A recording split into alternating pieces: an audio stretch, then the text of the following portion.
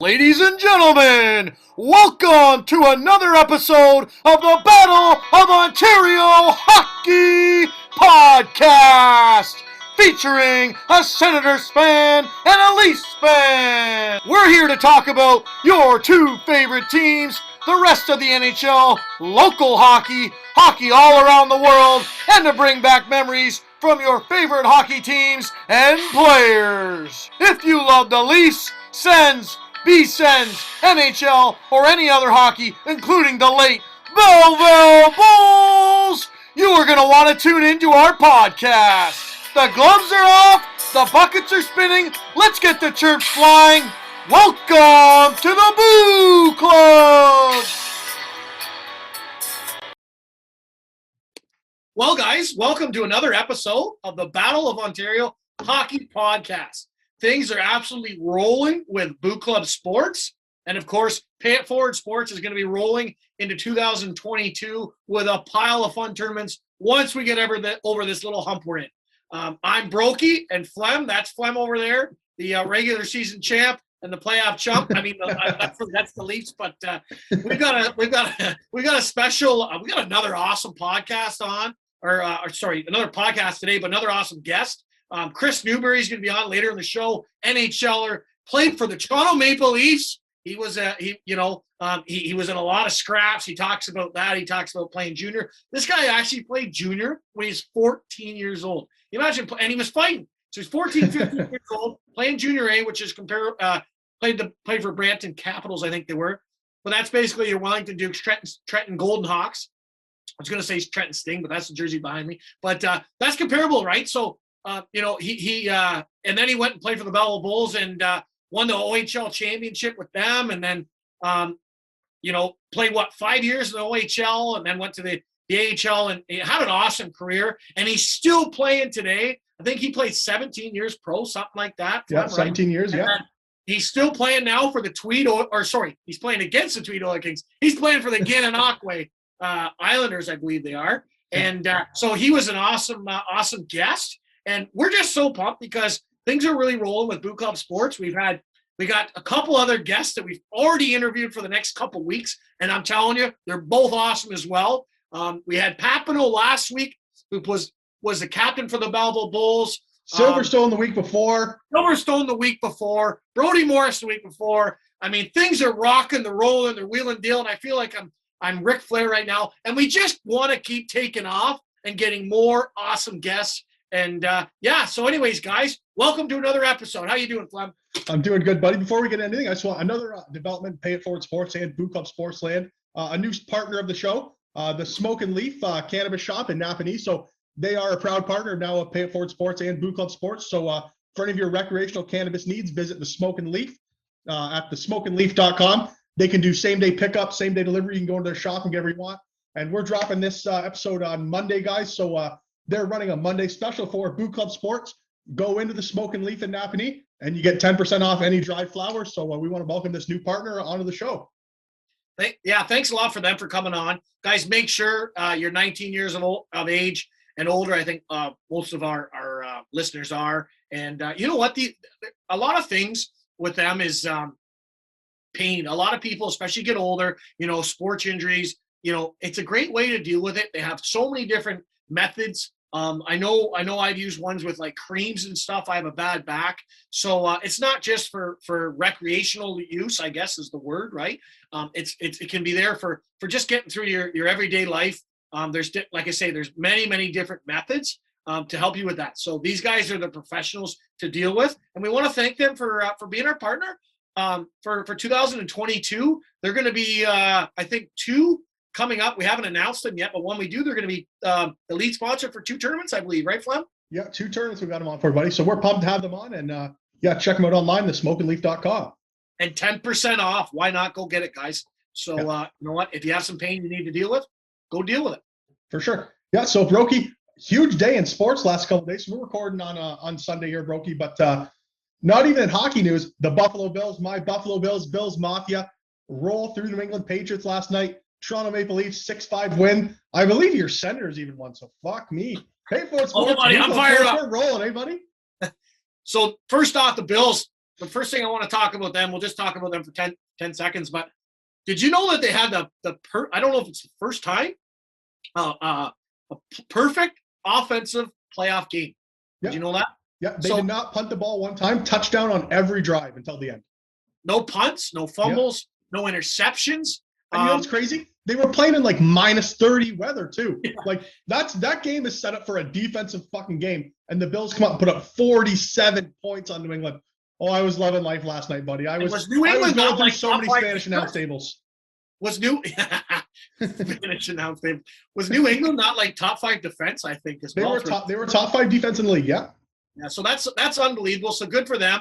I guess that's our local, the closest local team we get for the NFL. I know they're probably my second favorite team. Green Bay is my team, so I'm hoping actually they play each other in the Super Bowl. That would actually be unbelievable. And our next guest, I guess 2 guesses from now, next following Monday, is a huge Buffalo Bills fan, so he actually talks about them a little bit too. But that's awesome. Your Leafs are rolling. I mean, I watch them and they just score at will. I mean, they are a unreal regular season team. I'm not going to get into it, but I just want to talk about positive with them, and they can score. Like that Matthews, I think, has scored in 10 straight road games, and the record is 11. And I think it was Bure and Yzerman have tied the record. So we'll see if Matthews scores in the next. I don't know if the next game is on the road or not, but the next road game, anyways. And Marner was clicking last night. They clicked. I think it was the tying goal where Marner had that nice play and that nice pass. Spinorama kind of thing behind the net to Matthews, and Matthews finished. So good on them. The Leafs are really rolling this year. But the thing is, it's going to be so interesting with that top, like even the top 4. Boston's been on fire. I know they're farther down in points, but you've got in that division Florida, Tampa Bay, Leafs, and Boston, right? Am I right? Mm-hmm. You're right. That's unbelievable. Like those top 4 teams, I need them. Honestly, those could be 4 of the top 10 teams in the league right there. Could be the top 4, almost the top 4, right? Yeah. Well, they're definitely 4 of the top 10. They could be 4 of the top 6 or 7, or you know what I mean. So definitely an unbelievable division.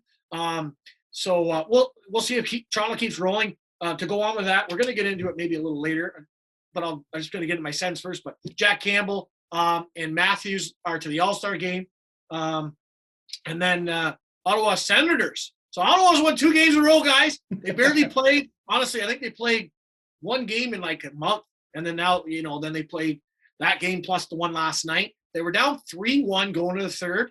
My thoughts were this: I did not feel good at all. Why? They went 0-9 last year against the Oilers. The Oilers dominated them. I was surprised to hell. Ottawa come out flying. They scored 3 straight goals to take the lead 4-3. I was fucking loving life. I was loving it. I was happy as could be. My wife's like, who the hell is this guy? Because when Ottawa's winning, I'm happy. And anyways, then they tied it up. I'm like, no. But Ottawa ended up squeaking out the win. It was awesome to see. They ended up scoring 5 goals, including the empty netter, in the third period. They're starting to get something going here. Flem, Brandstrom, a guy that's never been getting any ice time, played his best period of his career last night in the third period. I think he might have played more than Shabbat, honestly, or was close. So that was good to see. I like that. And Batherson's been named to the All-Star game. Good on him. He scored an unbelievable goal 2 nights before that. He was on the goal line, and he literally put out the goal. He said in top corner. I don't know if you've seen it. Maybe it doesn't. It was unbelievable. But maybe it was a few nights ago against Calgary. So Ottawa's I think they're going to do all right. They're not making the playoffs. They're way too far out. But I said they're probably going to be in the middle of the pack. As far as non-playoff teams, they might finish 10 to 12, I think, out of 16 teams, which isn't good. But I think they're a lot better than they showed at the start of the year. But anyways, the next thing I want to move on to, I noticed I named some All-Star. There's a lot of All-Star players from our teams. The All-Star game. What's your thoughts on that? And the first thing I want to talk about is Nazem Kadri. Do you Leaf fans remember him? He's fucking doing unbelievable, pardon my friends say, but the guy's having a career year. I believe he's around 4th, 5th in scoring in the league, and he's not an All-Star. Well, so how many guys on Colorado made the All-Star team? Like, was it 2, 3, 4? Like, they have so many good guys. Like, I think, what's that? Oh, sorry, 2. It was McKinnon and McCarr. Yeah, McKinnon and McCarr, right? So I don't understand how a guy leads your team in points and 2 other guys get in before him. It doesn't make any sense to me. Like, it's clearly pure bias. Like, it's just the All-Star committee or whoever selects it. They're just going purely by namesake, right? Like no one likes Nazem Kadri. You just think he's a little rat out there, but it doesn't matter. Whoever's playing the best in this year should be in the All-Star game. It's something that really kind of sets me off, right? Every team has to have representation, but thing is just garbage as well. Like even last year, I think Tyler Bertuzzi made the All-Star team. Like no one wants to see fucking Tyler Bertuzzi in the All-Star game. Like we want to see Nazem Kadri. We want to see Mitch Marner. Guys that get snubbed should be going. And I think it's the time the league needs to make a decision. You either need to expand the All-Star game to get more guys there, or you need to figure your voting system out because that's a shame. Nazem Kadri deserved that honor to be named an All-Star this year, and he got shafted, pure and simple. Now, I think there is still a backdoor way for him to get in, if I'm not mistaken. There are some extra votes, yeah. But having said that, it's tough. It's a real tough situation because I've said this many times. I think the second best player in the world is McKinnon. He's playing good. Maybe he doesn't have the exact. I don't know what the points are. He doesn't. He's below Kadri though. And then Makar is the best defense, top 2 in the league, best offense. He's so good. He's fucking unbelievable. Oh my god. It's tough to take those 2 out. So for sure. I get what you're saying, but at the same time, it's like is Kadri having a better year? Spot? I'm gonna throw one out there. Is Kadri having a better year than Batherson? Yeah. Yes. And I'm a Sens fan, and there's other guys too that made it. That it's but there's one reason why it's this way, and it's Gary Bettman. Gary Bettman is all about fucking dollars. That's why there will be they announced they're not bringing a team to Quebec, which is another topic. But it's all about dollars. He doesn't give a shit about fucking Canada. He doesn't care about the game itself. He doesn't care about how good the All-Star game is going to be. What does he want? He wants fucking dollars and cents. And why? What are we talking about, Broeky? What I'm saying is, if every team's there, now all their fan bases are going to watch. If Ottawa, for instance, doesn't have a player there, their fan base is probably not, less of them are going to watch, right? Or if Florida's not a good example, but Arizona or, other weaker teams, right? Vancouver, for instance. Vancouver doesn't have a guy there. Their fan base probably isn't going to watch. So they want all these fan bases watching, right? But it just makes the game. You don't have the best players there. Plain and simple. So it's not an all-star game. It's an all good player game. Like, I don't know what the it's the biggest name game. It's the biggest name and a guy from every team. Every team. Like how do you even name that? Like, anyways, and that's why, and that's at the end of the day, that's why the all-star game is a joke. When they moved it to 3-on-3, it made it a joke. I love 3-on-3 regular season after the game. I love it. Right? Or not, sorry, after the tie, like if they tied going into it. I like that. That's it. But to be in a little tournament, it just nobody's trying. I mean, John Scott won the goddamn. I know one of our listeners, Mark Goody, just loved that, but I fucking hated it. John Scott won the MVP. John Scott was the worst player in the league. Can you imagine Josh Brown with the Ottawa Senators winning the MVP? Like, how does your fucking All-Star game look? I'm sorry, but I'm just talking about the past, but it just, that's how big of a joke the NHL All-Star game is. Get rid of it. If you're not going to go to the Olympics, do a World Cup and do it every other year. Get rid of it every year. I don't care. Do it every year. Get rid of this All-Star bullshit because I hate it. It's you know what? Watch some of the skills and see the hardest shot. Yeah, I might watch some of that. The game's itself, it's so hard to watch because it's shinny. It's shinny hockey, exactly. So you know what you do? You replace the All-Star weekend. Why don't you run a 2-week tournament every year? Best on best. Pick the best guys from every country, even if you can't get the guys from the KHL to come. And those, there are some players from the KHL and other leagues that would be on best teams. If it doesn't work out, it doesn't work out. The NHL needs to find a way to get all these teams playing together in one spot and the best fucking players. Not this one person from every team. You need the best players from Canada. You need the best players from the United States, Russia, Finland, Sweden. I loved the young gun teams last time they did it. They've got to find a way to make that happen, Broeky. I understand why they didn't go to the Olympics, but now's the time to pivot. We need a best on best tournament, and we need it tomorrow. They need to figure out how to get a best on best in 2022, I think. September. I agree with you. I went to I talked to some buddies about this too, and they didn't really like the youngster. I fucking loved it. I have a jersey over there. I'm going to wear it one time. It's a McKinnon jersey. I should have wore it today. Mm-hmm. But anyways, I loved it. I went to the game. We went to see Sweden and North America played that night. And man, North America's team was unbelievable. Johnny Gaudreau. You had McKinnon. You had Matthews. McDavid. Oh my. McDavid. It was phenomenal. And they end up. McKinnon scored a goal in overtime. Yeah. And it was back and forth. The Sedins were on Sweden. It was unbelievable. And McKinnon was out there for 3 minutes, I think. It's almost 2.5. And he dangles the shit of the goalie and scores. And we went nuts. Like, it was awesome. But every year it seems like it's a young guns game, right? Mm-hmm. So a lot of times with Team Canada and America and strong teams, you're not going to have the young guys make it, right? There's many. Mm-hmm. So I like that idea. Could they throw a couple more teams in? Probably, yeah.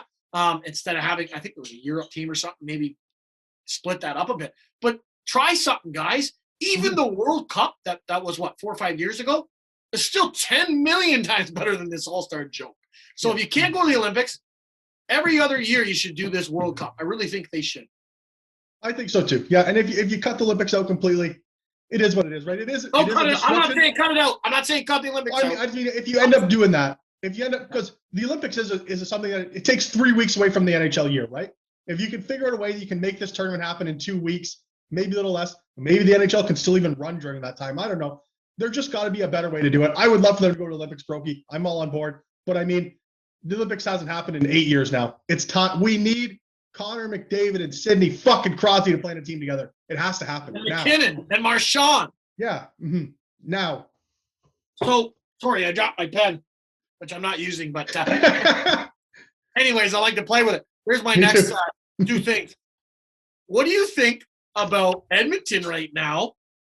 They've lost their last 6 games, including losing Saturday night to the Ottawa Senators.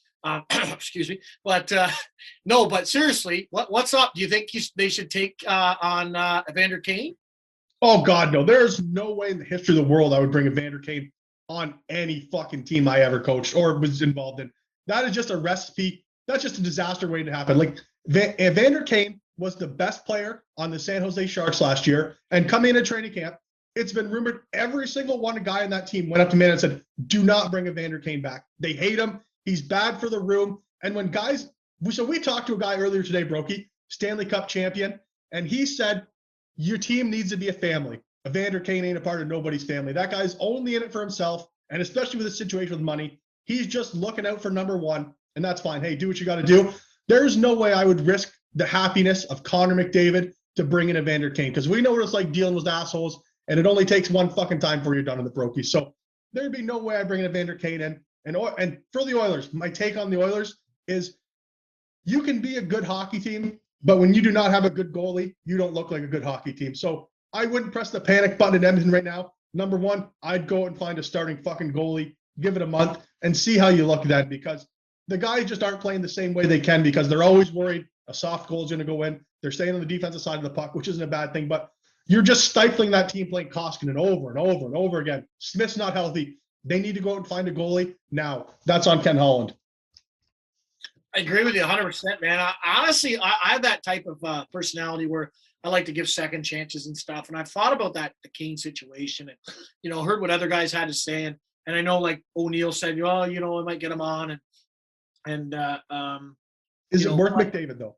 But at the end of the day, do you want to spoil something? Are you going to risk what you have? You know what I mean? Like, there's still something there. I wouldn't hit the panic button yet. There's still something there with McDavid, with Draisaitl. And there's 2 things. You nailed the one on the head, the goaltending. The goaltending has been absolute. When they're losing, is garbage in Edmonton. There's a couple goals last night, probably shouldn't have gone in. Again, the guy's a youngster. I think he's like 20, 21. It was his first game, too, like this year. First game this year. I think it was like his 8th NHL games. He's playing the NHL. He needs more development.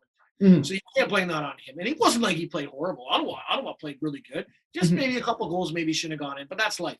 The other thing, though, is they need goal. So they need goaltending. We know that. When Smith gets back, he could be the guy. What's the other guy's name? Koskinen. Koskinen. I was done cheering the guy. Sorry. He's not there. He's not good enough, I don't think. The other thing that they're the worst team in the NHL for the stat, I think the stat is around negative 20, 25, is anybody but the top 2 lines or the top line when they're going, their bottom lines never score. They're literally minus 20 or 25 on the year, which is the worst in the whole league. Last night they did score a couple, and they were talking about, that could be a huge thing for Edmonton, and maybe that's how they get them over the hump, and then they end up losing. But when your bottom lines are a minus like 20 or 25 on the year, how do you expect to win? Like, we talk about anybody who talk about winning, and I don't care if it's we talked to a guy today, and we'll announce him later on, but he won the TELUS Cup. You can't have your bottom lines going that minus. You're not winning nothing. Mm-hmm. You got to. And remember, Detroit was the first one that did this. They started playing 4 lines, right? 4 lines more, and because they could trust them, right? And that kind of developed to more teams are playing the 4th lines more, right? Or in the 3rd line. But you got to be able to have. Look at Toronto this year. One of the biggest reasons they're doing so well is their secondary scoring. Is it Bunting? And Bunting, yeah. Bunting and the other guy they got. There's another guy. Oh, they got like Kemp and Kasha. Yeah, those guys. Yeah. But they're putting the puck in. Yeah. And when Matthews and Marner might have an off night or an off period, these guys are there and stepping up. And I can guarantee you Toronto is at -20 or -25, their bottom 2 lines or their bottom 3 lines this year. I think one of the biggest difference in Toronto this year is not even so much their 3rd and 4th line scoring, but that they fill a role. They're part of the team. Whereas before, Toronto just had a 3rd and 4th line of the exact same guys that they had on the 1st and 2nd line, but they weren't scoring, right? They couldn't play the type of game they needed. Now they bring in Kemp, Kasha, Spezza, Simmons. They're playing a system. So they're doing something different from Marner and Matthews, and that frees them up to do something else, right? So I think just it's a team game. And Evander Kane, he isn't a team player, Broeky. I'd be washing my hands of Evander Kane. If anyone took a shot on him, I'd seriously consider that GM's job in jeopardy, because if something goes south, it's on you. I think you're just going to make the wrong decision. And, we've seen it time and time again. Look at Antonio Brown in the NFL. He's on about his 7th chance, and he literally walked off the field in the middle of a game. So, I mean, there are some guys you just can't trust. And Evander Kane, Mr. Fake Vaccination Passport, is now in that territory. That's just the way it goes. We'll get into that, Flem. But anyways, and I think your point is it's okay to give second chances, but it's not okay to give 7th and 8th chances. Yeah. Because the guy's had so many, right? It's like when a cat's got 9 lives, right? Like Evander Kane when Evander Kane was money. Remember that? When Evander Kane posed for that photo with money to his ear, everyone that had half a brain says, "Oh, this ain't going to work out very well." And look where we are now. He's on his 18th chance, and he's bankrupt, and he's still being an asshole. So there you go. He's not going to change for anything. So I think we're both on the same page there. Edmonton, stay away. It'll be interesting to see. I half-ass want to see somebody take him just to see what happens. That's it. Because there's going to be a story, and we'll see what happens. And it's like, if it's either going to go one way or the other, he's either going to do awesome, and he might be okay for a year, for the end of the year kind of thing. There's no way in hell he ends up having a career. I'm sorry that we're negative about that, but that's just it. Or he's going to blow up right away. And I don't want to see a team blow up at the same time. It'll be like, I want to see something, something different. So we'll see. It'll be fun to watch down the stretch. The other guy to go on with that, I don't know where we were talking about before, but I was thinking about him, is Brad Marchand and the Boston Bruins. We actually talked to a guy, his favorite team's Boston Bruins. You'll find out in a couple weeks. Brad Marchand, I mean, I've watched a few of the games lately, and it's just the guy, I love him. I just think he's a phenomenal player. Boston's really turned it up. They've got Tuukka Rask back. I think I would not, if they finish 7th or 8th and end up playing the top team, and whoever ends up first or 2nd in that division, or sorry, I guess it'd be the conference. I still think Boston's a big favorite to win the cup. I really do. They're one of my top 5 teams to win the cup again this year, especially with Rask back and the depth they have, and the style of their game is what gets me the most. Toronto plays, I'm just using Toronto as an example, but Toronto plays such a skilled game. Boston plays a skilled game with that grindiness. Like Brad Marchand the other night would have been Saturday afternoon. Like, guys coming from behind the net makes the pass. Brad Marchand, 5'9", 160 pounds, and just levels the guy, right? And then the next shift he goes and scores. Like, I don't know. I love that style that Boston plays. It's like, you know what? We're better than you. We're stronger than you. We're fat. We're going to do whatever it takes. Where other teams are better than other teams, but they don't do all the little things, right? They don't do all the hitting. They won't fight. They don't intimidate. They just are skilled. So they're the ultimate team, I think. They play the ultimate team game, and if they can't win by plan A, and if plan B is not working, they're going to go to plan C and D. So, I mean, they're not a one-trick pony. They can win so many different ways. And you can tell from the top down, every single person is bought in, right? You got guys like Brad Marchand and Patrice Bergeron-Pasternak. They're not making over $7 million, Broeky. These guys are on such discount deals, and it's because they want to be there. They've bought in. You bring in Evander Kane into that situation, you're like, he'd want to make more money than Brad Marchand because he's selfish. No one's selfish in Boston, and they're a team, you're right. I would take the Leafs to beat them, but that's it. I've taken the Leafs to beat them the last 3 times they played them in the first round, and hasn't went very well. So, I mean, yeah, I don't want to really see Boston in the first round, but I wouldn't be scared of them either if I was Toronto. Just saying that.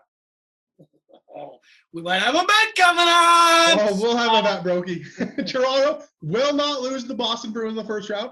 Mark it fucking down. We'll make a bet if it comes, buddy. No worries. Does Toronto beat Florida, and do they beat Tampa Bay? Yes and yes. So you're riding high. I'm all in, buddy. The Buffalo Bills got out of the first round last night. Oh, I'm riding high, Broeky, for sure. The Leafs are gonna win Stanley Cup. You can mark that down too, Broeky. Best team in the league. There we go. I'll say it right now. Can I read something funny with one of our competitors? Sure.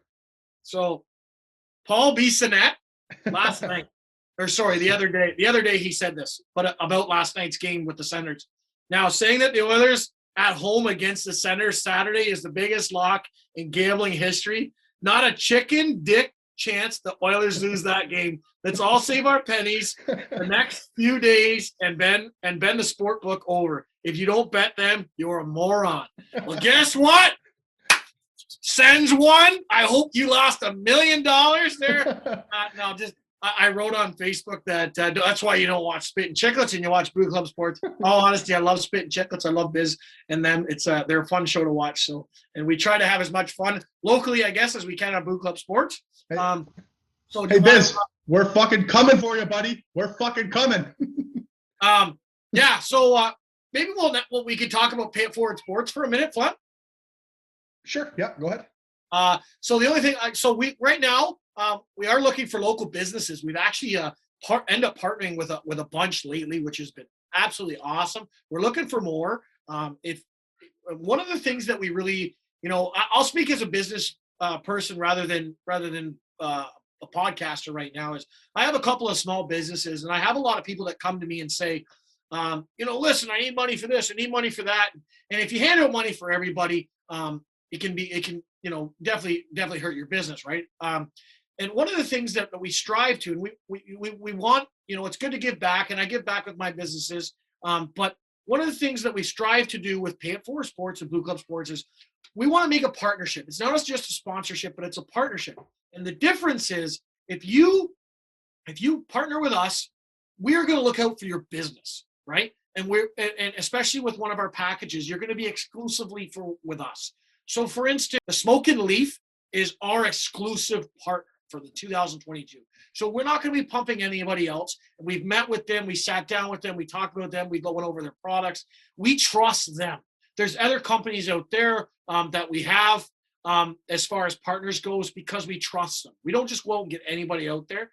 And that's the one thing we want to do. And we want to give back, and we want to get as many customers, as many clients their way as we possibly can.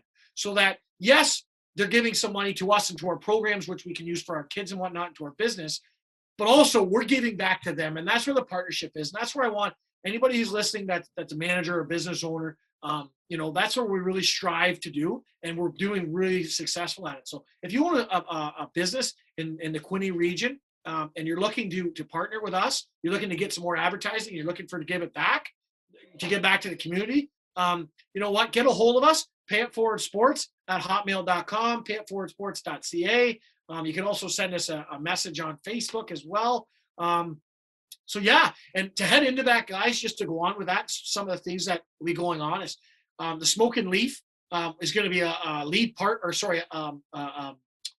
advertisement for 2 of our tournaments. We got a pile of tournaments coming up, guys. I know we're in a tough little thing right now with COVID, but it's going to open up.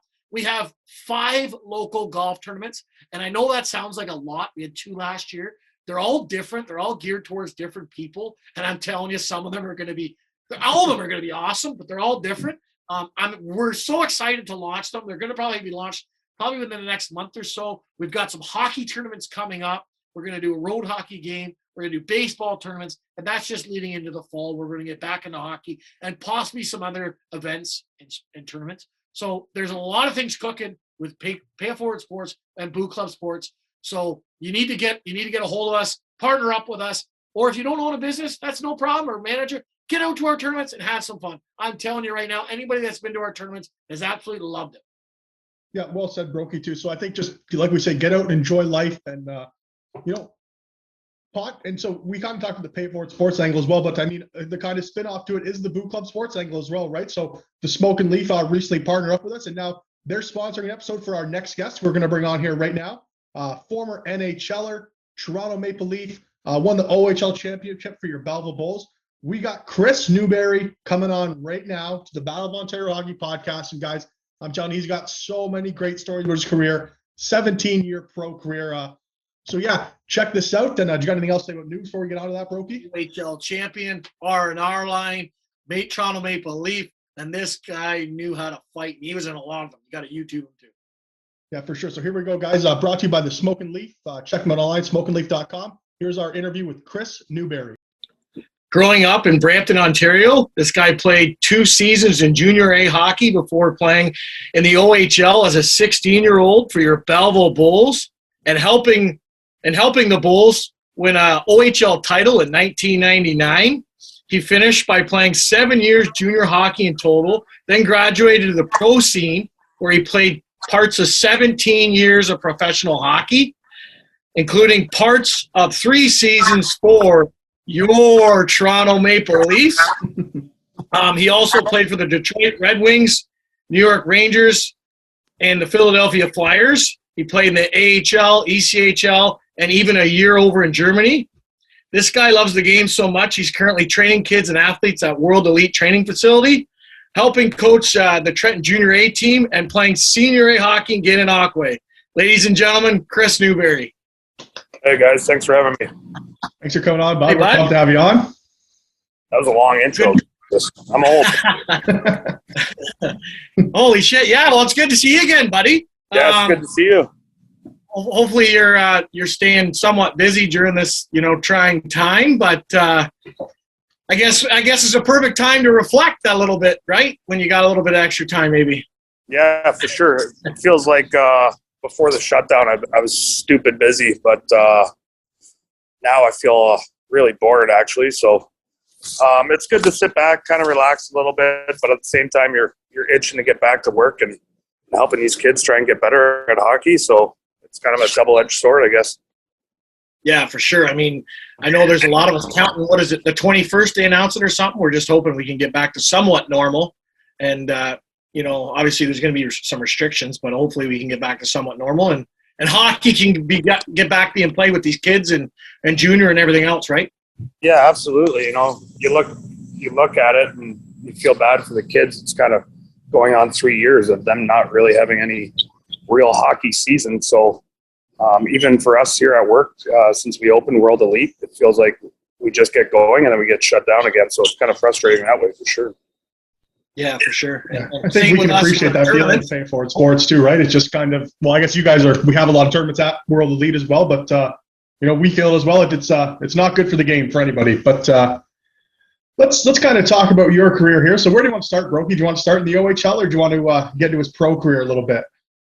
Whatever you want to do, buddy. Up to you. Well, since I'm a Leafs fan here, I guess I'll make the executive decision. Let's talk about your pro career here, Kris. So I guess first of all, starting out, let's talk about when you get drafted. So 5th round pick, I think, to the San Jose Sharks, right? So NHL draft day, when it happens, what emotions are going through your head, and who are the first person you tell or give a call to? Oh, it's kind of crazy when you look back at it. The draft was actually held in Toronto, so all my family and friends were actually there. So everyone kind of knew at the same time that I did that I found out that I was picked by San Jose. So it wasn't much of telling people that they already kind of knew. So that was good. After that experience, it was meet all the staff and management through San Jose and take some pictures at the rink. And then I remember going back to my parents' house and having a get-together and kind of celebrating what was accomplished. So it was kind of a whirlwind day. I wish you could kind of go back on it and kind of enjoy it more. Just you're a little bit younger and don't realize how special it is till you're actually done playing. So, if I could take back time, kind of just enjoy it a little bit more and have a little bit more fun with it, I guess. Yeah. So then sure. what happened after that, being drafted? What were the next couple steps as far as finally making your NHL debut a few years later? Well, it got a little dicey there for a bit. So I attended San Jose's camp, I think, 2 years in a row. And then after my second year, I couldn't go back to junior, so I had nowhere to play. We couldn't get a contract worked out. So they ended up sending me home and kind of laying low for a bit, I guess, till they, eventually released me, and I was able to sign American Hockey League contract with St. John's Maple Leafs, and off I was to Newfoundland for the first time, and ended up playing there for 2 years before the team ended up moving to Toronto. Now, would you say that one of the gentlemen that coached you here in Belleville would have a part of that? Luke Crawford, he was coaching then. Was he, or was he after? Yeah, he actually left the year that I went to St. John's. He actually got let go, I guess, that summer. Oh, okay. But I'm sure he did have a little bit of say in there. I mean, being the coach for the time that he was there, I'm sure he had a little bit of input, even if he wasn't working there. But also my trainer here with the Bulls, he was the trainer at the time with the St. John's Maple Leafs. So I was familiar with a lot of guys. Obviously, a lot of guys that played in the O were on that team. But honestly, one of the best experiences I've ever had was going to St. John's. Yeah, what a town. Good place to party, too. I've been there. Got a little dicey on Saturday nights, I'll tell you that. Yeah. The arena's called Mile 1, I think, isn't it? Yeah. Mile 1. And then the downtown's like right beside it, and you can kind of go from there. We had World Championship ball hockey there, and I'll tell you, one of the best times of my life. And I think there's a strip club right close to the rink, too.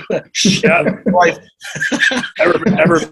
Never been there. Just walked past it a couple times. But, no, that place is awesome. I mean, for people that don't know, it's like going downtown Belleville, but every place is like a bar or a restaurant, and even upstairs too, right? Like it was nuts. I remember, so for instance, Saturday nights, team would usually come in and play at least 2 games just because we were so far away and the weather sucks out there. But they would come in and play 2 games, and Saturday nights was usually our last game against the team that was in town. And we had like deals all over the town where after the game it's 3 free beers at this bar, and then 3 free beers at this bar. So you'd go drink your 6 beers, then everyone would run home, get changed, and we'd kind of race back to George Street to see who could be there first. So, I mean, it was a lot of fun there. We had a great bunch of guys. Like I said, it was a lot of guys that were around my age or maybe a little bit younger that came out of the O, so I was familiar with a lot of them, so it was fun. And then, obviously, a couple years later, making your NHL debut with a lot of famous, a lot of people's favorite hockey team around here, the Toronto Maple Leafs, of course, being a Brampton guy. That's got to be absolutely amazing to be able to do that, right? Yeah, it was cool. It was kind of unexpected. I mean, I ended up signing a contract when I was with the Marlies to hopefully one day play for the Leafs, but the night I got the call, I wasn't really expecting it. So it was kind of, here's a phone call, be ready to go tomorrow. And then the nerves set in, right? Not much sleep that night, but obviously an experience I'll never forget. Was able to play it in Toronto, my first game, which is cool. So my parents were there. But obviously a tremendous honor for me looking back when my career is over. A place that I'd love to play. Still attend the games to this day. Still love going to watch them. So it's a team I support a lot, yeah, for sure. Who gave you the news? Like, who made the call to you? I believe it was the GM, I think. I don't know what I think I was sitting at my parents' kitchen table having dinner, and it might have been around 7:30, 8 o'clock at night where I got the call. So it was close enough to bedtime where the nerves set in, where I didn't get much sleep. And then obviously the first game was against Washington, and Brashear was on the team. So me being a fourth line plug, I had to line up beside him. So the draw was near our bench, and just started chirping them the best I could to try and get a laugh out of the guys, and kind of shit my pants from there. You didn't go Brashear that night though, did you? No. I ended up playing with him later in my career. That guy's insane. Great human being, but a little out of my weight class. So can we hear the chirp, or no? Is it too? I honestly don't even remember it. I was probably chirping skate laces. He used to wear those yellow Ovechkin laces, wax laces. So I was probably just chirping them there or something. just reminding him that we are supposed to try and play and get the puck and put it in the other team's net. So probably stuff like that. I'm sure you love that one, eh? Yeah. So once he started growling at me, I know it's time to skate away as fast as I can. So the big guy chased after you. Who was the heavyweight on the Leafs at that time? Like, was BOOclub there then? You just call Wade at that point, or what? Yeah, Belak was actually my line mate, so I don't know where he was, but I'm sure I had some eye contact with him at some point. Once again, someone I became very close with at the time that I was with Toronto. I would listen to him on the radio heading to the rinks in the morning. He'd always be on the radio station. Just a funny guy and a guy that was greatly missed for sure. Yeah, absolutely, for sure. Now, maybe just tell us a little bit more about leading up to that game as far as so you got the news the night before. Obviously, you didn't sleep. What was it like the whole day before going to the rink? And then obviously going to the rink, your first time as an NHLer, and it's in Toronto, and you're playing for the Leafs. I mean, that's gotta mean something. You know what I mean? Like, were you just shaking, and what was it like meeting the guys for the first time, all that stuff? Yeah, it was kind of a whirlwind. So obviously there's morning skates in the morning. I believe at the time I had a shitty 4-door Saturn car. So here I am pulling into the underground at the Air Canada Center at the time and dealing with the guy at the gate and telling him that I'm playing for the Maple Leafs, and he's looking at me like, what the fuck are you driving? So that was kind of embarrassing. So I knew right then I had to try and stick this out as long as I could so I could buy a new car. But I mean, once I got in the dressing room, a little bit familiar with the guys just being at training camp and stuff, and playing in the minors so close, obviously, with the team in Toronto at that time. So that was not a big adjustment for me. It's just kind of the nerves, just stepping on the ice for warm up, and then obviously after Canada's played, it's time to drop the puck and actually play some hockey. So once I got my first or second shift, which is probably all I had that game, I felt fine. So did they used to do the warm up thing that they do now? I don't think so. I remember they made me wear no helmet warm up, which was cool. We used to do it with the Marlies when we were there anyway. That they didn't have that rule back then, so I had to do the no helmet rule, but I didn't do the hot lap is what they call it. I didn't do that at the time, so that must have just started after I left. Yeah, did you have the hair going or what? I think I had short hair at the time, and then I started growing it out, and they used to call me Balboa all the time. So I was like, okay, it's time to cut it again. So did you go no visor game one NHL, or you still got the visor on? Yeah, no, I never wore a visor. So even in the American League at that time, you didn't have to wear a visor. Oh, really? So, okay. Yeah, so I never wore no visor. So the whole time playing in the NHL, the games that I did, I was kind of grandfathered into it. So even to this day, somehow, if I made a remark, I don't even know how to say it, the goddamn thing. If I made a comeback, I wouldn't have to wear a visor. Let's just put it that way. I think that come in after Shazi started, didn't it? Because he didn't wear a visor, did he? Yeah, it must have. And then the American League, I believe I forget the guy's name, but it was some guy in Portland had a serious eye injury, and then they implemented the visor.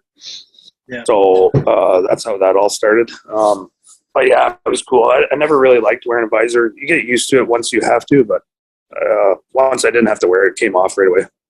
Oh yeah. So you ended up playing, parts of 3 seasons. I think the third one was only 1 game, but what was it like playing for the Leafs, being a Toronto guy, and, at the time you're up with Toronto, being outside of the rink, like going to bars and restaurants? What did you feel like a star, or what was it like? Yeah, I mean, even me, that I didn't play much. A lot of times I didn't play at all. I'd be in the press box or whatever, but depending on where you went, someone always recognized you. I lived in my hometown in Brampton, and I'd go to the mall to do some shopping, and someone always recognized you. If it was a kid or an adult, there's just so many Leaf fans out there, right, that you get recognized a lot. So it's kind of cool for me. Being a high-end player there, I don't know how I would deal with that. Poor Matt Sundin, the captain, when I was there, like, that poor guy couldn't go anywhere. So, I mean, for me, it was cool because I never had that before. I wasn't a huge star, so for me to get some recognition was pretty cool. That's cool. Yeah. And Sundin is so good too. Can you kind of talk about a few guys on the team who played for Leafs, like maybe Sundin, but who else were characters on that team? Like, who were funny guys in the room? How was Darcy Tucker and maybe the O-Dog? Yeah, O-Dog was great. Obviously, O-Dog's O-Dog. So what you see on TV now is what you get out of him. Through a great poker party the 1 year at his house. Obviously, we had some characters. Matt's was obviously one of the best leaders I've ever played for, nicest humans. We had Brian McCabe, Thomas Caberlet. They'd always chirp each other. And then we had young guys like Kyle Wellwood. Obviously, I played with the Bulls and played with in the Cat. So, I mean, honestly, we had a great team and we were really close. We did a lot of things together, even if it wasn't hockey related. So, whether it be golfing in the summer, working out together, we always found a way to kind of stick with each other. Who were the top couple golfers on the team when you boys went out? Ian White, I played a lot of golf with in the summers there. He was really good. So I think he just used to bring me so he knew he could beat someone. Mats was good. O-Dog is really good, obviously. So, yeah, those were kind of the top golfers. It was usually if we went to anywhere warm during the season, we always had a day off. So if we'd go to Florida, we had a day off. We could kind of go fishing or golfing. So I usually chose fishing, just being that you could golf at any time in the summer around the Toronto area. So I'd always really pick fishing. Now, going from one hockey mecca to the American one, you played for the Rangers. What was that like? Was it similar as far as similar? Sorry, similar. As far as there we go. Yeah, as far as like the hockey market, like were you noticed if you were out shopping or whatever, or was it just it's big for hockey, but it's bigger for other sports? Yeah, I think I never really got recognized in New York. There's just so many people everywhere. It was kind of a whirlwind when I was there. So you'd walk down the street and I kind of just shake my head at the amount of people that were on the sidewalk and trying to cross the road and horns going off. It was definitely run like the Maple Leafs are. First class organization. Players come first. Anything you need, they're there to help. So I enjoyed my time there. I was kind of there when the rink was going through the renovation. So I remember the one day I got called up and I didn't realize how you get into the rink at that time because all the construction was going on. So there I was on like the construction elevator with my hockey bag and suit going up outside in the elevator up to the rink and having one of the construction guys walk me around to show me where the room was. So it was kind of funny. That's funny. I can imagine that guy like, what is this guy doing? Walking around New York with a hockey bag and a suit on, people were probably looking at me like I was an asshole. If you didn't have a suit on, he might have put you to work, buddy. Yeah, just my construction boots and hammer drill in the bag. Where you want to go next, Flem? You want to go back down to the Bulls, or no? I had a Leafs question here. So your first goal against the Boston Bruins, right? I think you said before you were a little bit of a Bruins fan growing up, but you score against Tim Thomas. What was that like? Just getting your first NHL goal, and just kind of walk us through how it happened and what you were feeling afterwards. Well, honestly, the feeling really didn't set in probably for a good 10 minutes after I scored. Just I remember it was just like a broken play, and I was somehow in the corner and kind of just shot it on net from the corner. And next thing I know, people are standing on their feet cheering. So I realized I score, and then Chara's on the other side, and him and Belak are kind of going at it. So, me being an idiot, I kind of go in there, flying in there as well, and realize that it's Chara. So kind of find another dance partner, kind of. And, nothing really happened out of the play other than me scoring, but you go back to the bench and then you enjoy it for, 20, 30 seconds. Everyone's happy for you. And then I think it really sets in after the game when you're driving home. And, I did some celebrating that night after the game with friends and family, and everyone was happy for me. So that was cool. And then, yeah, like I said, it kind of sets in after. You kind of try and want to keep your head in the game as the game's going on. But definitely a special moment. Tim Thomas ended up winning the Vezina that year. So pretty cool. That's not something many guys can say, right? You score your first NHL goal against the guy that won the Vezina that year. So that's awesome. Just such a fucking awesome story. And it's crazy when you're playing, right? You're probably so into the game. Like, after you score, you're probably thinking like, we got to move on to the next game, like just trying to stay in the NHL. So did you ever think back about that moment now and it brings you happy thoughts? Yeah, for sure. But like you said, I was kind of a player when I was playing that I had to do everything I could to impress the coach so I could stay in the lineup the next game. So obviously scoring a goal is big. They weren't counted on from me to do a lot of. So you kind of take that moment and enjoy it, but then realize your next shift is more important than the other one. Mm-hmm. So that's kind of how I lived in the NHL. And honestly, it's a hard job to play like that. If you do make a mistake, you're kind of dwelling on it, realizing, oh, maybe the coach maybe seen that and maybe I'm not in the lineup the next game. So it sucks. Every day I kind of lived in limbo of, am I in the lineup? Am I out of the lineup? But at the end of the day, you know, I look back and I'm done playing. I played in the NHL, which is awesome. Not a lot of people can say. But I enjoyed every moment of it. I enjoyed the hard work. But I miss the team aspect of it. Before the practice, having coffee, laughing with the guys, hearing stories. That's what I miss the most. And is that what's keeping you around the game as far as – because you just signed with Gananoque. Sorry, is it Islanders? I'm not sure on the last one. Yeah. But is that what kind of keeps you to say, hey, listen, I still want to play. I still want to be around the guys. And, you know, is that kind of what keeps you around? Yeah. I mean, the guys are a huge part of it. I still love competing.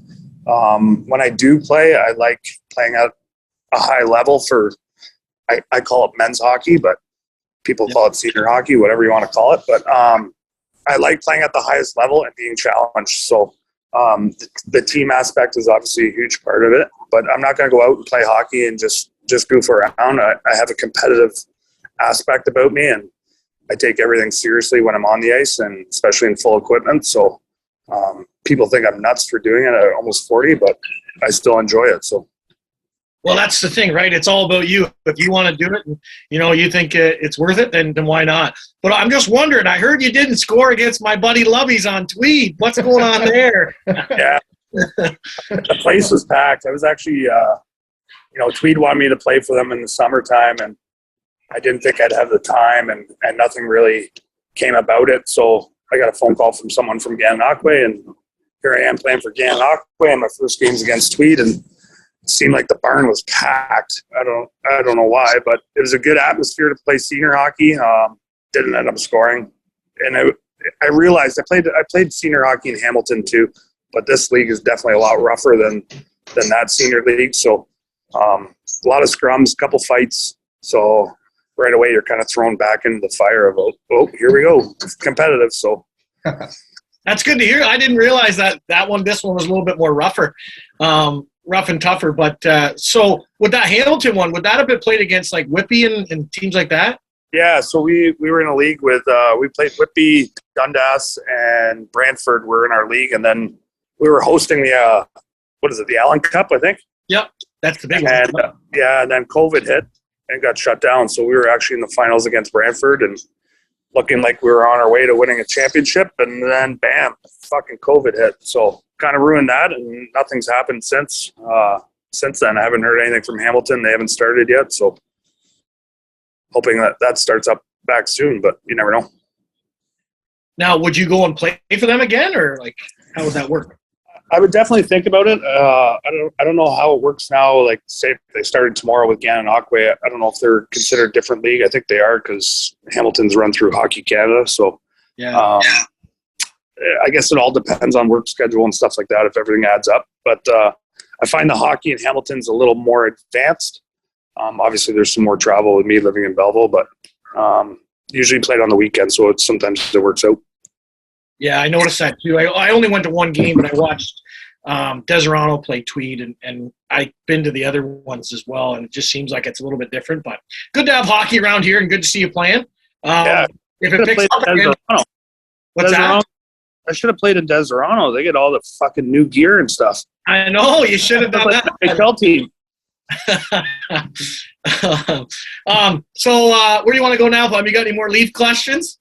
Well, I'm sure we'll circle back to Leafs eventually, but let's cover the Bulls a little bit here. So Noobs, you kind of played in Belleville, kind of at the mecca of the OHL, right? You guys win the OHL championship in '99. So what was it like? Coming into that veteran team in '99? And I heard the boys like to play some pranks on the rookies back then. So you kind of talked about a few pranks the boys made the rookies do back in Belleville. Yeah, I mean, I came in as a first-round pick, playing 2 years of junior. I think I had some higher expectations than some other guys, but I came in as a first-round pick, made it through training camp, make the team, and then you kind of get to know all the guys. I realized quick that I was a young guy and didn't have a lot to say. I remember riding in the back of pickup trucks home from practice in the middle of winter, singing "O Canada" at the movie theater before the movie started. I had my hair cut in a mullet by our captain. You have a photo? There's photos somewhere around, yeah. Oh, we'll have to get that up, Flem. We'll have to get that up. Yeah, I had the steps cut into it and everything, yeah. When you're riding the tailgate, like, are there other guys in the car, or they're just sticking you in the tailgate just because you're Yeah, there'd be other rookies on the car. So our captain lived on Charles Street. I lived on Albert, which is a street over. So he would drive me home, but I wasn't allowed in the pickup. So right now he'd probably get arrested, but that was the way it was back then. We used to get back at the vets too. We'd always have chocolate milk from Reed's Dairy on the bus for road games after, and there'd be 20 chocolate milks, 20 white milks. So all the rookies would take the chocolate milk, which was the one everyone wanted, and we'd stand up on the bus and chug them in front of the veterans and watch them get mad at us. That's awesome. So that team, you just had so many good guys in that team. Like you had Chichu, Papineau, obviously Reddy, but talk about Renzi and Robinson for a minute, because you're on the rookie line, the kid line. They call it R&R line. Yep. Everyone remembers it. So can you kind of talk about how that line got formed and just your relationship with those two? Yeah. I'm not sure how it all came together, to tell you the truth. Obviously, probably Lou's idea. But we just gelled really quickly. We always had fun together at practice, worked hard, but we always were laughing. Obviously, you guys know Renzi, so there's never a dull moment, really. But, yeah, kind of just used our skill set all as one. Like, obviously, we were all kind of fast, and me and Renzi were maybe a little more physical than Robinson, but he had maybe a little more skill at the time. So we kind of just put it all together and seemed to work. And then come playoff time with the injuries we had, we seemed to play a little more than we were used to, and we kind of thrived off it. And, I like to say we played a big role in helping us win, but who really knows, right? Well, I think you guys did play a huge role. Like, I just remember the energy that line used to provide all the time. The fans were always yelling for the line to come out. And I think probably all three of you played a similar style game where you're a little smaller, but you guys just kind of had to go all out all the time, right? Not to get pushed around and stay in your ground. But I just remember the energy you guys brought to that team. So, but the signs were all over the arena, especially right? The R&R line. Like, everyone loved it because you guys were more of an energy line, right? Especially all being I think you're all 16 at the time, weren't you? Yeah, I think Renzi and Robinson were 17 at the time. Okay, yeah. We just played with no fear. Like, there was no fear. We just went out there and skated around as fast as we could, hit everything in sight, and we enjoyed getting the crowd going, I guess is the best way of putting it. So, and then every once in a while we were able to chip in, especially during the playoffs. So I think the guys really enjoyed seeing us do a little better than what we were doing during the season, for sure. But I think, are you there? Yeah, I think that's the biggest thing is we played with no fear. We hopped over the boards and did what we could. Now, you won in your OHL championship as a 16-year-old. What were your thoughts after? I mean, obviously we'll get into the whole celebration and everything, but were you like, oh, I'm going to do this again every year? Or did you appreciate the moment, be like, hey, this might not happen again? I think a little bit of both. I think once the season, the Memorial Cup and everything was over, you look back and we're like, whoa, that was a grind. But I think right when it happens, you think it's easy, which it really isn't. We were put to the test during the playoffs for sure, but somehow we came out of it. We're champions, but it's definitely a hard trophy to win. It's a grind, especially with kids going to school and trying to focus on hockey and this and that, and playing in a small town like Belleville. You have you see fans all the time when you're out, so they're all over you to win. So it was fun. It was definitely fun, but definitely not easy to win either. So when you look back at that season, does that moment kind of stand out for your career as one of the better moments? Like, I'm not sure if you guys won anything in the AHL or anything, like any championships, but does that just kind of stick out as a memory for your career, being in Belleville and winning the championship? Yeah, for sure. You always hear people love champions. We were able to win that year, and that summer I was able to play on the under-18 Team Canada team, and I think that season had a lot to do with it. Obviously, winning does a lot. So your career kind of just thrives off being a champion. But yeah, I think looking back on it, I wasn't able to win anything else, unfortunately, in pro, but that was definitely the highlight for sure. Now, what was it like playing for Team Canada, and who else would have been on that team? Scott Hartnell, Jared Stahl were my mates during that tournament. Jay Harrison was on there. Who else would have been on there? Lou Dickinson, a couple flops maybe. Okay. I guess you would say, but we ended up winning gold there too. So it was kind of just 1 year of just winning everything. So it was kind of crazy. Pretty amazing. Now, did you get like a gold medal, and where was that tournament? I was in Slovakia. Yeah, there's gold medal here at World Elite with my jersey, and the medal's in the case here, hanging up in the gym. So. Oh, I didn't know the medal was in there too. Yeah, okay. I've seen the jersey before, but I should probably take that out before someone steals it. Yeah, now. Yeah. We'll edit this part out. Yeah, so just going through the playoff run, though. So when you beat Ottawa, because you played out in the 67th in the second round, they're kind of supposed to be the big dogs that year. After you guys win, are you thinking like, oh, we're going to the show? Or what were your thoughts after you guys handled Ottawa? No, I think we were just thinking that's just another one down and more to come, not really. Obviously, Ottawa had a great team, but we had the mentality of just taking it day by day, game by game. We enjoyed every minute of it for sure. We had a good bunch of guys, like I said, and we were really close with each other. We enjoyed every playoff round win, but we're on to the next one, business as usual. I think where the fun came in was obviously after the season. Well, now, Ron, give us one wild story about after the season. Well, we all went to the Bahamas for a week, all inclusive, the whole team and staff. And obviously, when you bring 17 and 18-year-olds to the Bahamas, shit's going to happen. So I'll leave it at that. I'm not going to mention any names, but we had a good time. Let's put it that way. Oh, I love that. I could only imagine that. So what were some key points to that, though? Like it was Papineau that won MVP, right? And I think we just had him on our podcast, but I think wasn't he that record still holding up, Flem, or no? Did he mention that? I think he was the first. He said he was the first guy to win the Wayne Gretzky Award when they called the 99, because that was a 99. He said something about the record, like 22 goals in the playoffs or something. I don't know if it's still there or not. But anyways, what was it like having a guy like that? And obviously, and speak about maybe Reddy as the captain, because a lot of us fans always looked at him as, wow, that was the leader, right? And then you were telling us he's making you ride in the back of a pickup truck to go home. So we're hearing two different sides of the story, but it's kind of neat. Yeah, obviously, I think he was one of the better leaders I played for, obviously. But there were so many more good ones on that team. Obviously, Papineau, Stanley, Chaplin, Baker, Chichu. You look at a guy like Bronislav Mezzi, who was a first-round pick. We just had a good bunch of guys that really got along with each other and wanted to win. And then you look back at the stats that these guys were able to put up in the playoffs, and Chichu scoring 5 goals in Game 7, that's unheard of. Papineau putting up the numbers he did.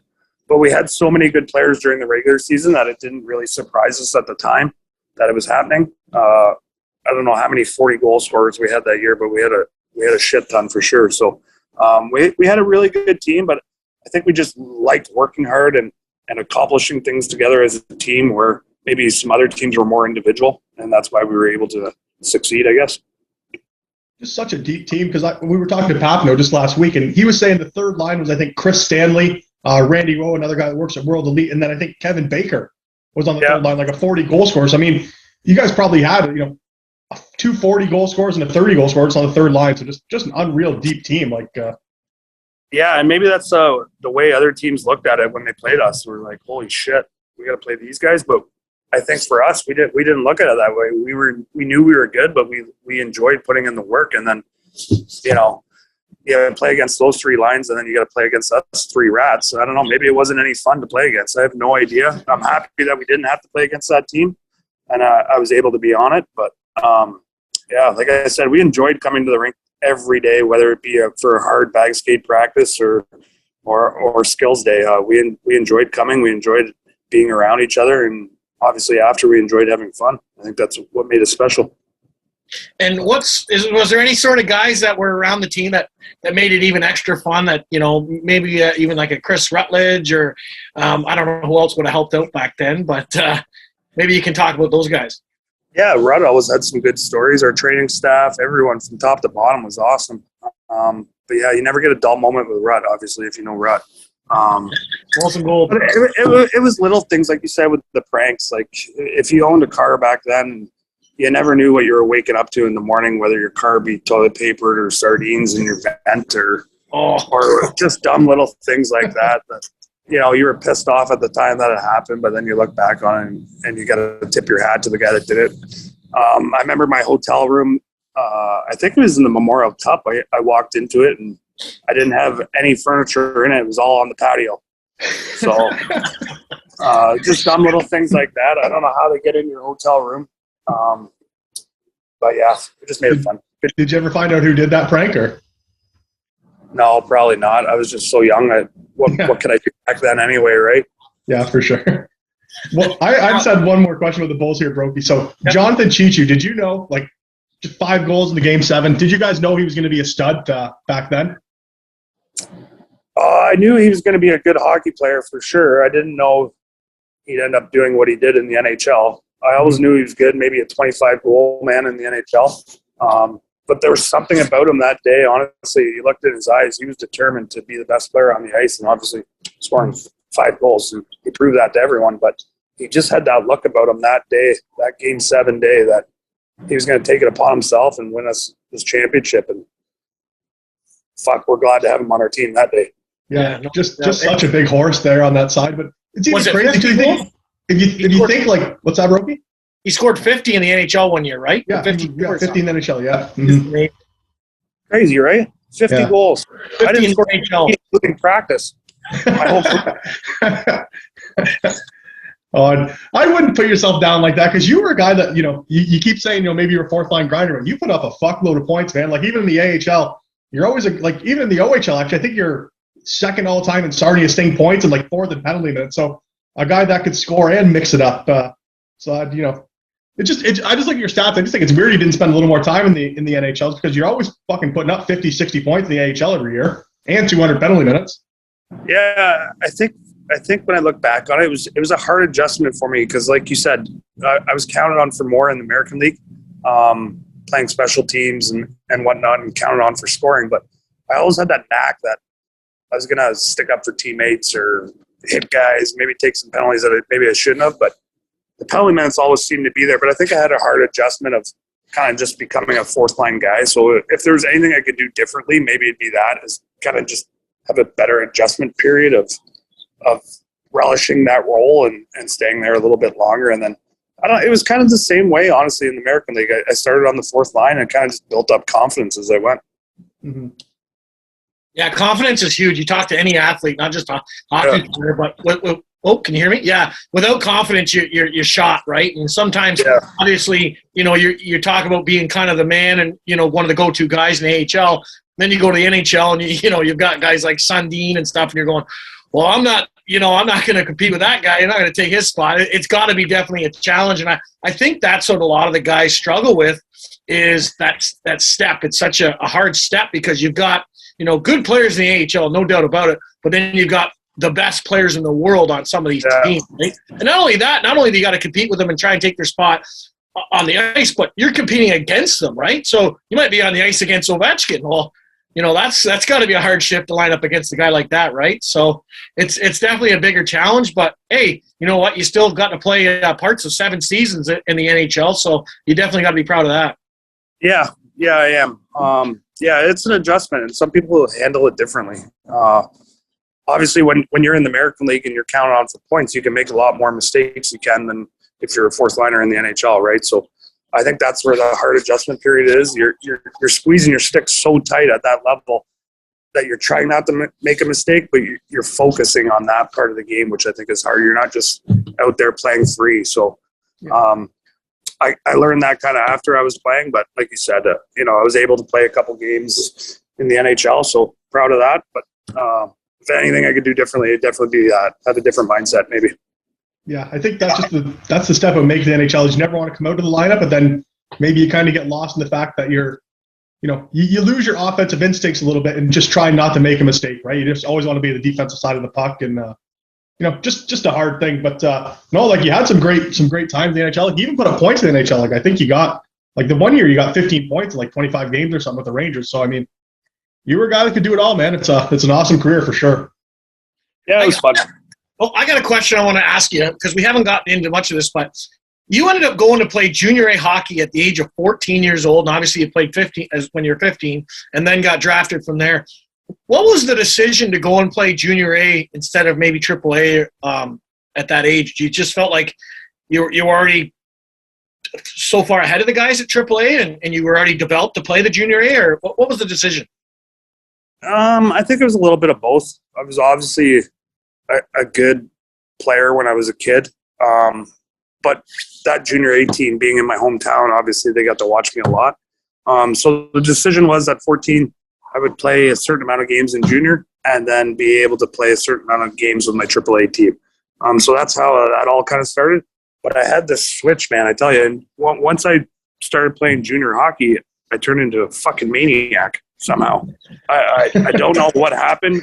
I know we had a really, really, really tough team. And maybe it was because of the two guys I played with, Adam DeLue and Brent Mulder, who were my line mates, who were obviously drafted to the O and became heavyweights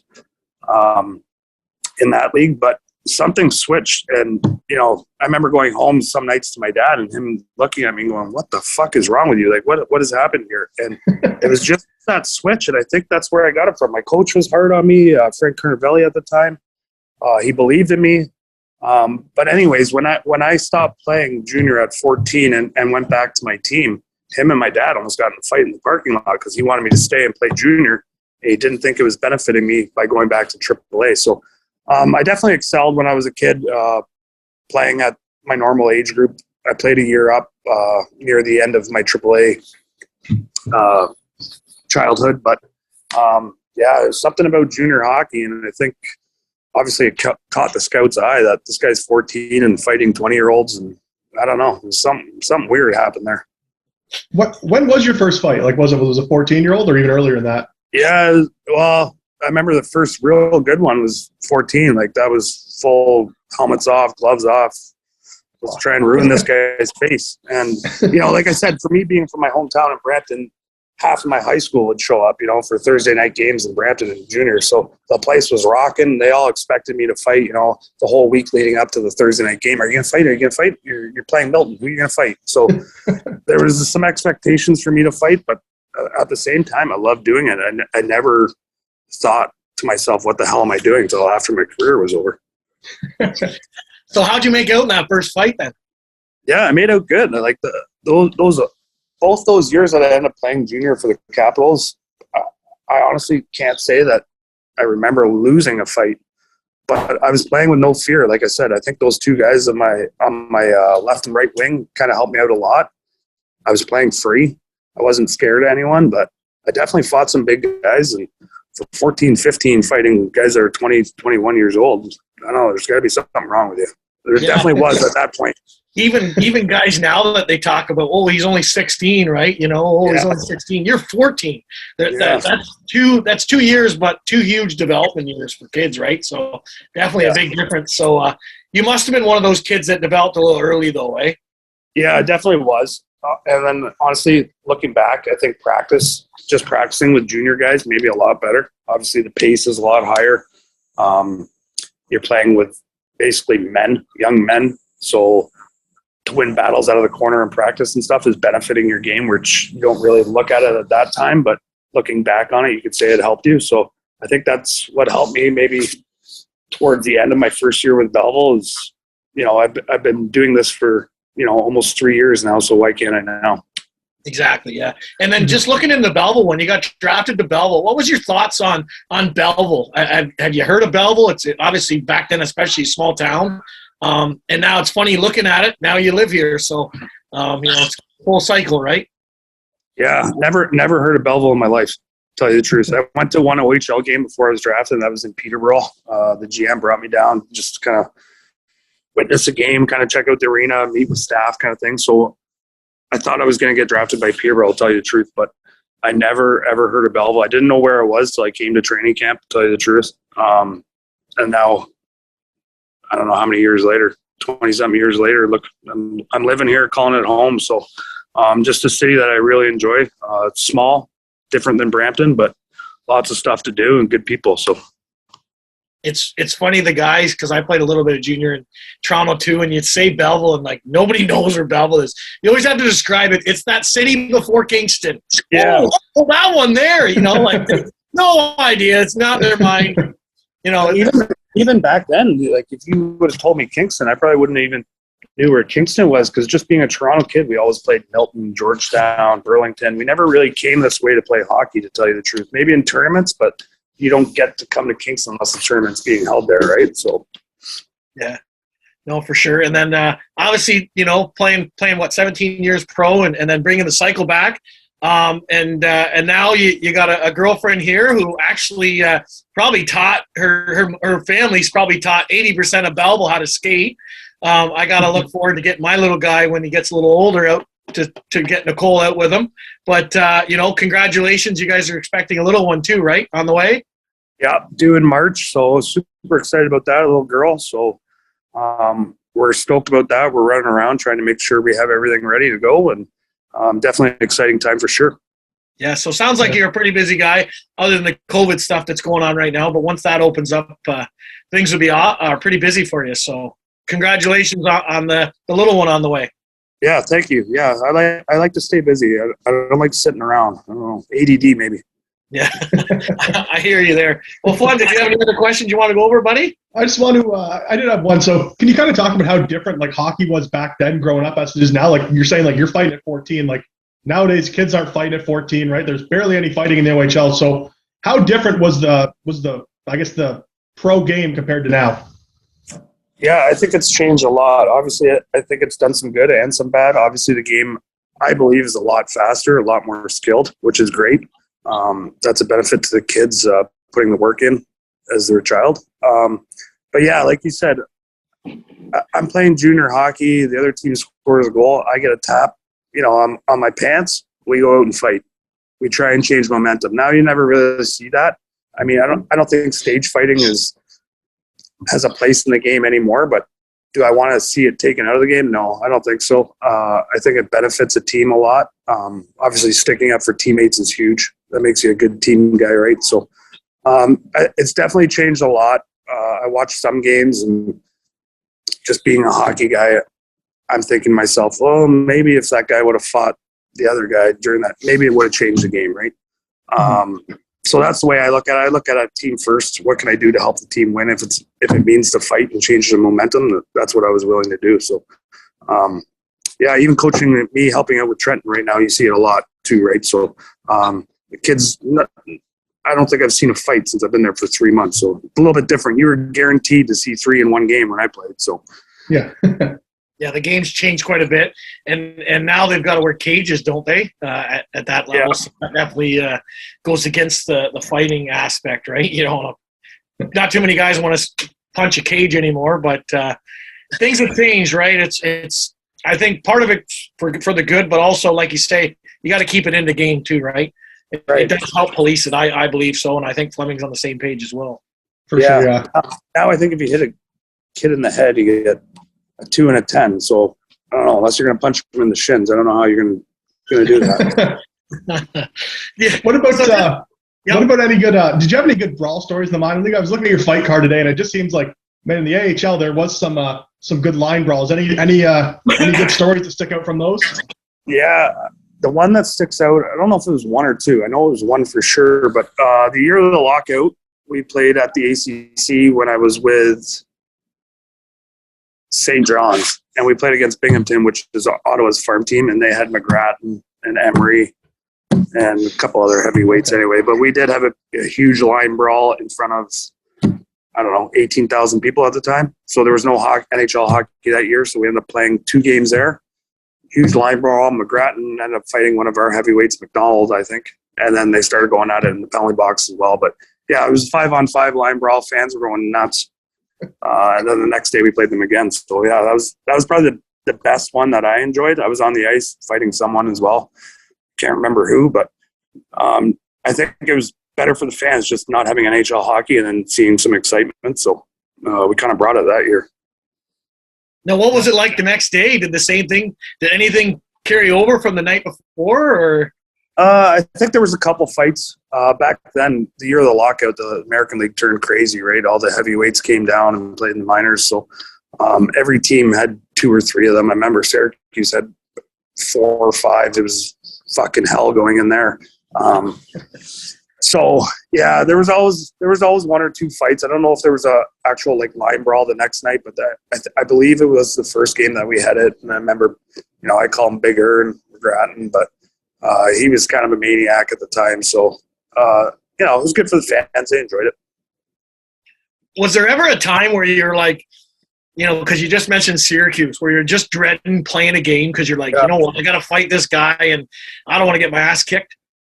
Yeah, Syracuse was probably the worst. Morasny, Sugden. I think they had Scroy at the time. So I think I was on the fourth line at the time. They were on the fourth line. So once the whistle goes and you go over the boards, they're coming too. So I'm just like, fuck, what did I get myself into here? So you're always just playing, looking over your shoulder because you never know what's going to happen, right? Like honestly, the hockey that year was a different level. It was fucking scary. So was it that a lot of the fourth line grinders and the NHL fighter type, that those guys went down to the AHL, and maybe some of the higher end guys maybe went to Europe, or what caused so many rough and tough guys to go to the AHL?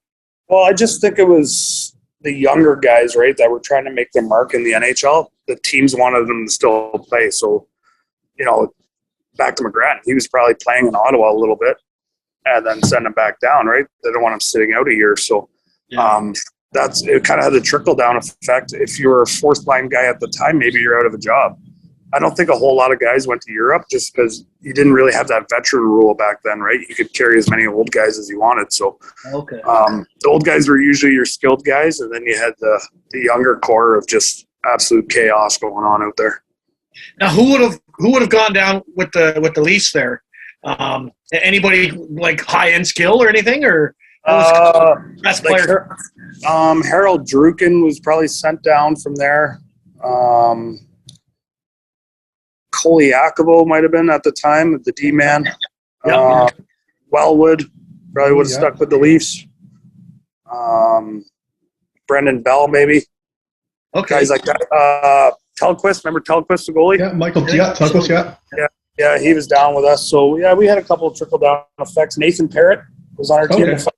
Yeah, so, yeah, good bunch of guys. What was Wellwood like? Oh, Kyle's Kyle, honestly. if you know anything about Kyle, that's the way he is the whole time. Doesn't matter what league he was playing. I actually roomed with him the 1 year in St. John's, which was like, it was awesome.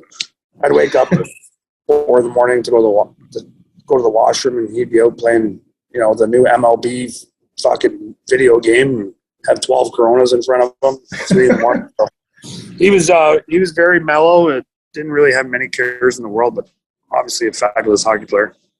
Yeah, unbelievable skill, but we kind of been told that he just, it was just his way. Like, I don't give a shit. I'm going to do this, or, That's how he's always was, honestly.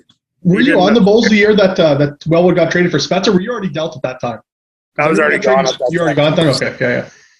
But yeah, if you told him to go in the gym as a trainer, he'd ask you why. Why am I going in the gym? Yeah. Wayne Gretzky didn't go in the gym. You don't score goals in the gym.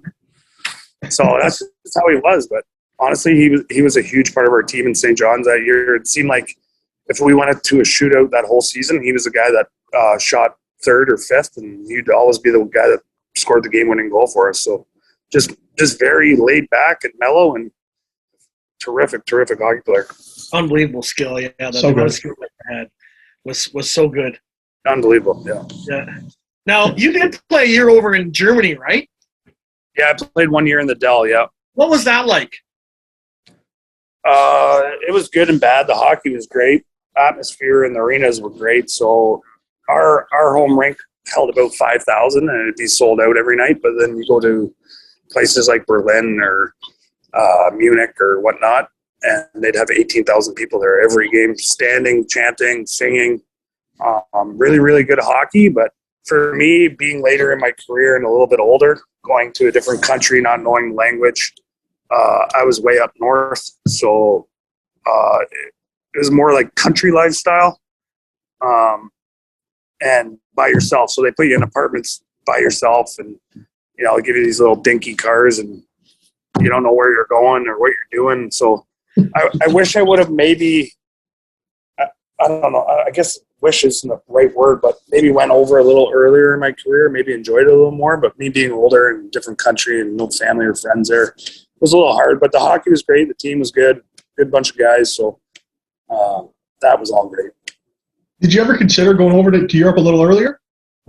Yeah, I had an offer from Russia maybe the first year I was with the Leafs and really thought about it. Obviously, it was good money, but then, there's always someone out there that has horror stories about Russia and the hockey. So kind of thought it was best for me just to stay back and kind of grind my way to trying to be a full-time NHL player. So I'm happy I stayed, but I left a lot of money on the table for sure. We have yet to have somebody on with the Russian experience, although I've talked to guys, and I know you probably know plenty. You hear the story, so one of these days we are going to get somebody on because we have heard the stories about playing in Russia and how different and difficult it can be, right? Yeah, absolutely. The country is ran a little bit differently than I think Canada and America is over here, and even the league, right? So we won't get into that, but no, definitely cool. I mean, the one thing I want to – you ever think we could bring the style of fans that they have in Europe, because they have it for hockey, especially football as well, to North America? Because it feels like – I was talking with my buddy Sean Lalonde. He plays over in is it Germany right now? No, Finland right now. Finland, and he says, like, it's like being in a church sometimes, unless obviously it's a good rink. But if it's just a boring game, so it's like being in a church in North America. We're like over there, they're yelling and screaming the entire time, right? I mean, it's cool free beer. What's that? Just give everybody free beer. It would happen like that. Yeah. It'd just be neat to bring that over, to North America. I think the beers definitely help in Europe. The fans are, but honestly, I think that's what they live for. Like, we live to go to work and to make money so we can support our family. They love to live for that one hockey game a week. It's crazy to me. So you see the soccer games on TV, it's exactly the same way as at the hockey games, in Germany at least. So somehow if you could bring that over, I think the players would love it. Absolutely love it. And I feel like the States has it with football, right? Like, you play one game a week, and everybody gets excited. They go to the tailgates and everything. And we have our hockey here. And I know there's a lot of football fans too, American football here, but it's not the same. We don't bring that enthusiasm to the hockey rink like other places do, right? So it would be, I don't know, just be cool to do. I wish I could run a team just because I would try and do that. I'd be giving away free beer just to get some crazy fans going. You'd be Danbury Thrashers in or what? Danbury, yeah. We'll bring News back. He can be the captain. Yeah, absolutely. You ride with him. You're in the back of his truck, the tailgate. So what was it like? Anyways, one last thing we didn't touch on was after being traded from Belleville. What was it like? When you found out you're being traded from the Bulls? And went on to play the next, 3.5 years in Sarnia. Yeah, it was disappointing at the start, to tell you the truth. I'd never seen it coming. I never heard any news that it was a possibility of me leaving. So when it did happen, we were on a bus heading that way and kind of kicked off the bus, and someone will be here to pick you up in a little bit through Sarnia. So it was me and Kelly Patton at the time, and I believe it was the PR guy from Sarnia that ended up picking us up, but it took me a little time to settle in Sarnia, and then I would say after the first half year that I was there, after that, then I started thriving. So back to confidence, right? Started getting confidence and putting up points and just doing my thing. So I think maybe it was the best thing for me to play a little bit more in Sarnia. But yeah, it was definitely disappointing to start for sure. And Flem, what was your stat again? Top 3 in points? I think you were number 2 in points all time for Sarnia Sting, and then I think you were like 4th penalty minutes too. So I mean, for a guy that played 100 games in OHL in Belleville, then moves on to Sarnia, I mean, you seem to put up some points there, that's for sure. Yeah, I think Sarnia believed in me maybe from before they got me, and maybe seen something that maybe Belleville didn't think I had, and kind of took a chance and was able to thrive there. So I enjoyed my time there. I still like going back there and visiting, but it was definitely a shock at first for sure. Like I said, just being a young kid and kind of just having a duffel bag and saying, oh, you're going to be living in a new city now. So it was an adjustment for sure. Yeah, no, for sure. This is the last question I got, Broeky. So just such a great career. I mean, you win the OHL championship, you go to Memorial Cup, you got 20 years pro hockey, play for the Maple Leafs. How proud are you of your hockey career and your journey? I'm proud. I don't think it's really sunk in just because, like we talked about before, I still try and play as competitive as I can when I can. But it's something that sometimes during the grind you think is never going to end, right? Like you're like, oh my God, I just want this season to end. We're in last place or whatnot. And then you look back 17 years later and it's over. And you're like, where the hell did the time go? So, I mean, it's kind of a double-edged sword. Do I wish I was 23 and still playing? Absolutely. Do I wish I was 35 and waking up some days the way my body felt? Nope. I don't wish that upon anyone. So I do miss the game. I do enjoy my time, but I think as I start to settle down more and kind of stop playing as much as I do, I'll look back and kind of enjoy it a little bit more. Yeah. Sorry. One more here. What's one memory like of your time in the show that you remember? Like just or not even the show, just playing pro, like an unreal goal, big hit, something like that. What's one big memory that sticks out for you? Obviously, the first goal, like we talked about, my first fight, maybe kind of getting that out of the way, and then honestly, I was able to play with some great players. So even looking in the mirror, my friend I still talk to weekly, Dane Byers, he was always our captain, a guy that threw big hits and led to probably quite a few fights that I got into. So he played with me in Hershey, and we'd always have big crowds. So he was one guy that always threw massive hits and kind of got the crowd into it. So I enjoyed playing with him and enjoyed playing in Hershey as well. Yeah, that's great. Do you have anything else? I just got a couple here. So do you have your puck from your first goal? I do. It's at my house, and Toronto framed it and put a little patch and the time, and Wade Belak and Ben Andrus assisted on it. And there's a picture of me with my arms up skating out of the corner. Yeah. Well, that's definitely cool. Well, you know what? It's awesome that you got to play for the Toronto Maple Leafs, the and in the NHL, and 17 years pro. I mean, you had one long career, 7 years in junior, and you're still living it. I love that aspect of it. So thanks a lot for coming on today, buddy. We really appreciate it. Yeah, I got one more here, Broeky. Yeah. Oh, another one. So we put this out as BOOclub Sports, Chris. So Kris Newbury, are you in the BOOclub? Not yet, but I'm going to be. Hey guys, thanks for coming on. It was an absolute awesome time with Kris Newbury. He's doing a lot of good things in the community. You can see the drive and the passion he has for hockey. Like you say, he's still playing today. He'll be back in the senior A lineup when COVID gets over this hump. But what a guy and what a career! He played so many years pro. Played for the fan favorite Toronto Maple Leafs, and then the Rangers, which is the two top ends of each country, right? The top teams, I guess, as far as fan bases go. Two original six teams. Original six as well. So, yeah. I mean, he had a ton of stories. We'll probably get him on again later, maybe later in the year or next year, just because he's got so many stories. And again, Belleville Bull was a fan favorite, grew up played on the R&R line. So it was a ton of fun. So we just want to thank Kris for coming on. That was a blast. Yeah, absolutely, guys. So thanks for tuning in to the Battle of Ontario Hockey Podcast. We hope you enjoyed our interview with Kris Newbury. And tune in next week. We've got another great guest already lined up and recorded for next week. So we're going to start launching Mondays, guys. So check us out online at YouTube. You can find us on Spotify, Google, Apple, all the major streaming platform services we're now on. So check us out online. And you got something else, Broeky? Yeah, next week. Let's announce it. This guy, his dad played 6-7 years for the Toronto 7 years for the Toronto Maple Leafs. He's got a ton of stories. He came on a few weeks ago. We're a little bit late launching it, but I'm telling you, this guy's a great guy. He's also a massive Buffalo Bills fan, so I know he's having one heck of a week this week. But it's Jason Terrien.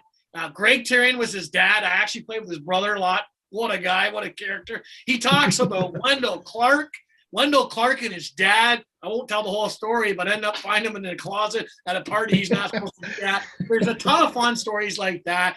Getting dropped off to school and high school by Toronto Maple Leafs in the back of a pickup truck. Just awesome stories like that. Jay's a great guy. So look forward next Monday. We're going to launch another awesome Battle of Ontario hockey podcast. We are rolling. Tune in. Subscribe to us on YouTube. Tell all your friends and family. And yeah, so here we go.